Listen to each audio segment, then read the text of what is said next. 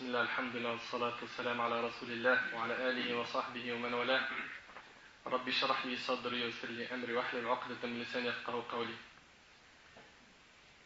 Mes frères et sœurs, après une coupure de 2 dimanches, nous voici de retour, grâce à Allah Azza wa Jal, de notre voyage que l'on a fait avec les jeunes en Andalousie, qui s'est très bien passé, alhamdulillah, grâce à Allah. Qu'Allah subhanahu wa ta'ala fasse que l'année prochaine on le fasse et que vous soyez avec nous. Car vraiment, alhamdulillah, c'était un bon voyage, alhamdulillah. Aujourd'hui, normalement, il est prévu qu'on continue notre série sur les sœurs. On l'a commencé. On a fait ensemble ma sœur au repentoir. Avant ça, j'avais fait ma sœur pourquoi refuser de porter le hijab. On a fait aussi un jour dans la vie d'une musulmane, la place de la femme en islam. Et sachant que c'est un retour de voyage et qu'on ne s'est pas vu, je me suis dit on fait un thème décontracte et après la semaine prochaine on continue cette série sur les sœurs. La semaine prochaine, bi'idhnillah, on va parler du vêtement de la femme en islam. Mais aujourd'hui, mes frères et sœurs, notre thème, avec l'aide d'Allah subhanahu wa ta'ala, est moi et celle que j'aime. Moi et celle que j'aime. قال الله تبارك وتعالى في سورة البقرة.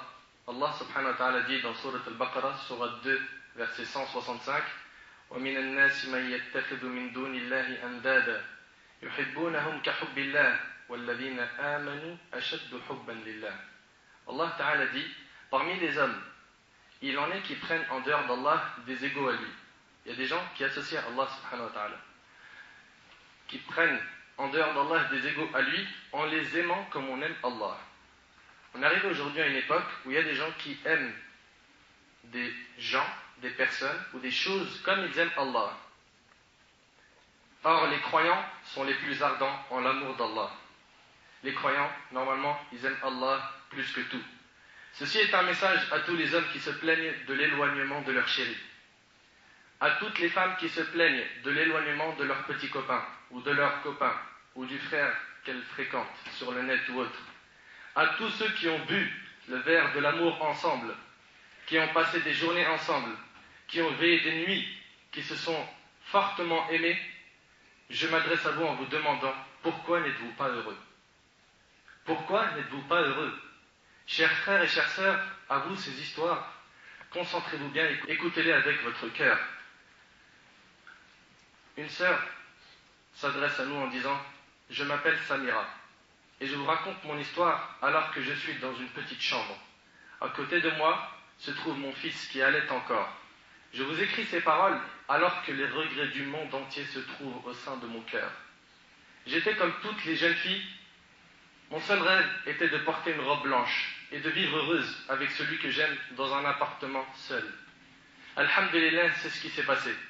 Allah m'a offert un homme très pieux. Mes rêves se sont réalisés et j'ai passé avec lui les meilleurs moments de ma vie. Je vous jure par Allah que chaque couleur que je voyais quand j'étais avec lui était belle. Chaque son que j'entendais quand j'étais dans notre appartement était merveilleux. Allah nous a de plus offert une très belle fille qu'on a appelée Fatima.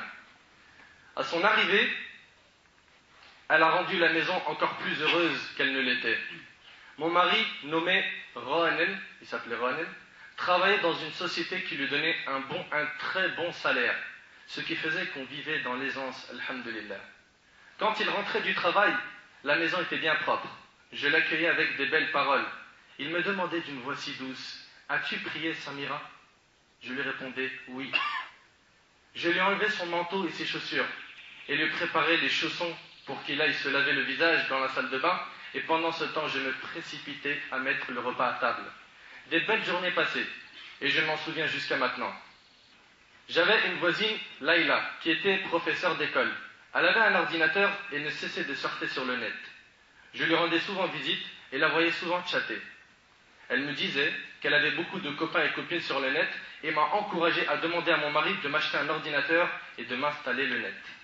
Des jours passaient et Laïla ne cessait de me parler de ses amis du net, de son amour pour eux et comment elle arrivait à s'occuper pendant la journée sans s'ennuyer grâce au net. J'ai proposé à mon mari de m'en acheter un, il refusa de suite. Puis me promit de m'en acheter un après mon accouchement. Elle avait déjà Fatima et elle était enceinte. Il lui a dit, après ton accouchement, je t'achète l'ordinateur. Les jours passèrent vite et Allah nous offrit le nouveau-né. Mourad, qui s'appelait Mourad. Ghanem, son mari, m'a donc offert un ordinateur. J'attendais avec impatience qu'il aille au travail ou à la mosquée pour prier afin que j'aille surfer sur le net et chatter. Mon mari m'aimait très fort et ne me laissait manquer de rien. Quand il rentrait du travail à une heure imprévue, il me voyait stressé. J'essayais vite de fermer la page du net qui était ouverte. Et lui, il me disait « Qu'est-ce que tu as, Samira ?» Je répondais rien, mais je pense que l'ordinateur est un peu lent. Je lui mentais. Il me souriait puis partait calmement. Quand j'étais chez Laïla, j'apprenais comment envoyer des fichiers et des photos. Et de là, toute la souffrance et tous les malheurs ont commencé. J'ai commencé à négliger les prières et parfois je la délaissais pendant des jours. Mon mari ne cessait de me le signaler. Les jours passaient, puis je fis la connaissance d'un homme sur le net qui avait pour pseudo M. Il versait sur moi des paroles d'amour avec une voix si douce et si apaisante. Plusieurs fois je me reprenais et me disais « Ittaqillah, crains Allah Samira, là tu es en train de tromper ton mari, crains Dieu !» Mais Shaitan, mon nefs, mon ego, ne cessait de m'ordonner le mal, et cet amour furtif était plus fort que moi. Mais je le dis sincèrement, si j'étais proche d'Allah, j'aurais été plus forte qu'eux. Je commençais à négliger la maison, à tel point que quand Ronen rentrait du boulot, la maison était en désordre. Mon fils Mourad, lorsqu'il pleurait, je ne l'allaitais pas, pendant des heures, tellement j'étais très prise par celui que j'ai commencé à aimer sur le net. Parfois je m'étonnais de ce que je faisais, car mon mari me disait des paroles encore plus belles que cet homme-là. Et comme vous le savez, mes frères et sœurs, le shaitan embellit le haram. Il l'embellit. Wa alaykum assalam wa rahmatullah. Et surtout, mon mari était beaucoup plus sincère que ceux que je connaissais sur Internet. Je ne comprenais pas pourquoi j'ai aimé cet homme de cette façon. Est-ce pour sa voix, pour ses belles paroles, pour sa douceur? Je suis arrivé au point où je rêvais de voir sa photo. Je passais des heures et des heures sur le net. J'entendais l'adhan, mais je me sentais très lourde et très lente. Ma peur pour Allah avait diminué à cause de mon éloignement de la prière, du Coran et de la bonne compagnie. Mon mari ne me demandait plus rien, ne me reprochait plus rien, entre autres la perte de temps. La perte de temps qui est pire que la mort, comme l'a dit l'imam Ibn al-Qayyim, rahimahullah. Pourquoi? Car la perte de temps te coupe d'Allah, alors que la mort te coupe juste des gens du bas monde. Il ne me reprochait plus rien, entre autres la perte de temps, et n'a jamais surveillé ce que je faisais sur Internet. À tous ceux qui sont mariés, surveillez vos épouses, surveillez-les. Cet homme, M, a fait ma connaissance et connaissait mon nom, ainsi que toute ma vie. Je lui disais constamment que j'aimais mon mari, que mon bonheur était avec lui et que je n'avais besoin de personne d'autre à part lui.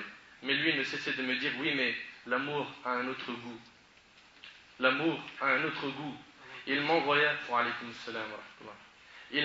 un jour sa photo par mail, devant laquelle j'étais émerveillé.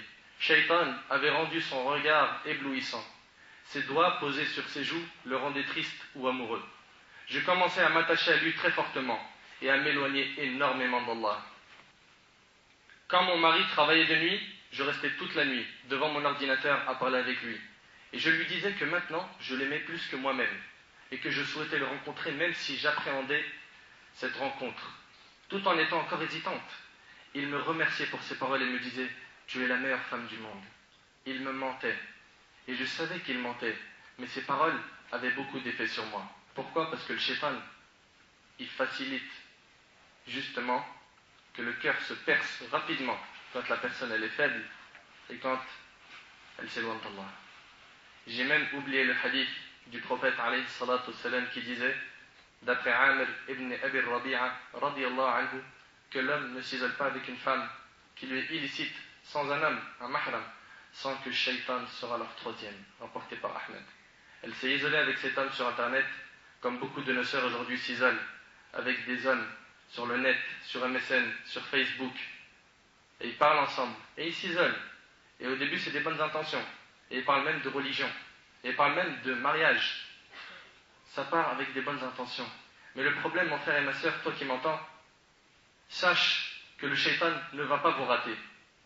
Et il va tout faire pour vous faire tomber. Wallahi al-azim, il va tout faire pour vous faire tomber. Et d'ailleurs, tu peux le remarquer, toi qui es concerné par ce sujet, que ton comportement avec cet homme, ou toi, tu peux remarquer qu'avec cette femme, tu n'es plus le même que tu l'étais au début. Au début, tu avais cette pudeur, tu avais une barrière quand tu parlais avec elle. Maintenant, tu l'as plus. Sache que demain, ça peut aller beaucoup plus loin que ça. Que l'homme ne s'isole pas avec une femme qui lui est illicite sans un homme, car Shaitan sera leur troisième. Voilà les paroles du prophète sallallahu alayhi wa sallam. Quiconque désobéit à ces paroles, qu'il assume ce qui va lui arriver. Et ce hadith est rapporté par Ahmed. Samira dit, j'ai oublié le Coran, que je ne cessais de lire.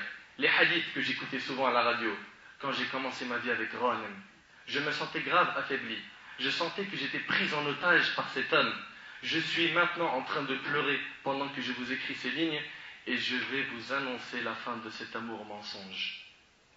Toutes les personnes qui prennent le chemin du haram, wallahi, sur cette terre, ils ne connaîtront pas la joie, sans compter dans l'au-delà. Tous ceux qui prennent le chemin avec une fille dans l'illicite, qu'ils s'attendent à avoir